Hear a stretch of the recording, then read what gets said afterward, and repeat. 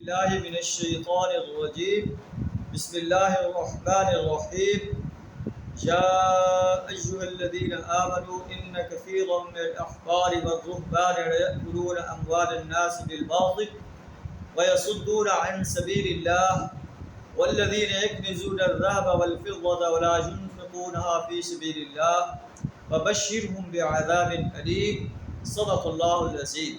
سورہ توبہ آیت نمبر 34 آپ کے سامنے تلاوت کی ہے۔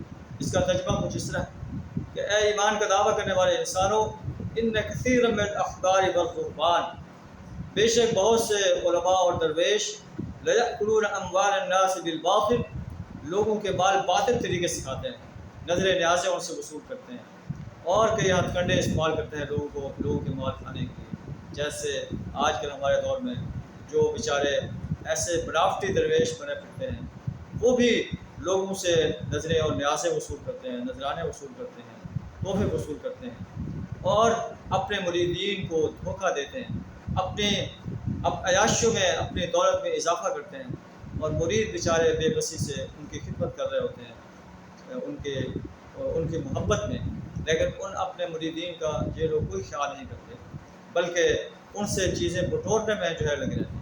اللہ فرماتا ہے کہ یہ لوگ وَيَصُدُّونَ عَن سَبِيلِ اللَّهِ، لوگوں کو اللہ کے راستے سے روکتے ہیں۔ وَالَّذِينَ يَكْنِزُونَ الذَّهَبَ وَالْفِضَّةَ، وہ لوگ جو سونے اور چاندی کو جو ہے جمع کرتے ہیں، وَلَا يُنْفِقُونَهَا فِي سَبِيلِ اللَّهِ، اسے اللہ کے راستے میں خرچ نہیں کرتے۔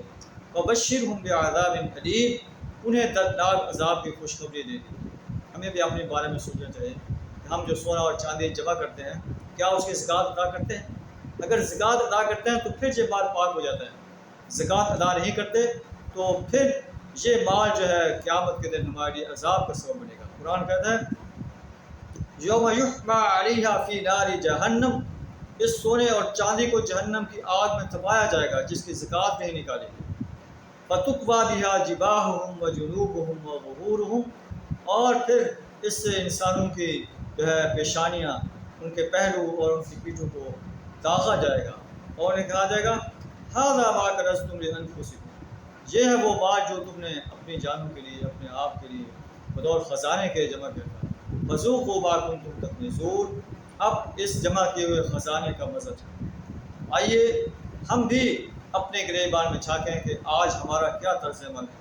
ہمارے علماء کرام، ہمارے جو بڑے بڑے جو ہے دین کے دائی ہیں، کیا وہ ان کاموں میں ملوث تو نہیں ہیں؟